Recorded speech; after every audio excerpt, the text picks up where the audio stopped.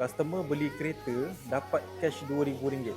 Ini saya tak tipu okey. Korang pun dah tengok macam mana dia boleh dapat cash RM2,000 bila beli kereta dengan awal potong cash. Sebab duit rebate untuk kereta yang dia beli tu, dia ambil separuh buat down payment, separuh lagi dia nak ambil cash. Saya cakap tak ada masalah. Okey, sebab duit rebate ni sebenarnya adalah 100% milik customer.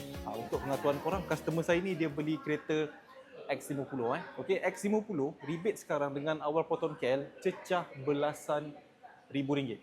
Bukti dia dah ada dekat yang saya tunjuk tadi dalam phone saya, okey.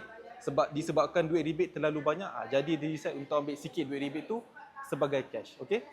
X50 ni kalau korang survey dekat tempat lain, rata-rata saya boleh cakap semua bagi rebate bawah RM10,000 lagi. Tapi kalau dengan awal potong KL saya bagi atas RM10,000, okey. And X50 ni kereta year make 2026, bukan 2025, bukan kereta lama okey. Awal potong KL cuma jual kereta baru saja, kereta 2026. Berapa gaji nak beli kalau nak beli X50 ni? Gaji minimum cuma serendah 2,800, gaji bersih. Dah boleh lulus tanpa penjamin, tanpa duit muka. Kalau korang kerja dekat Singapura ataupun gaji dalam USD pun boleh, tak ada masalah.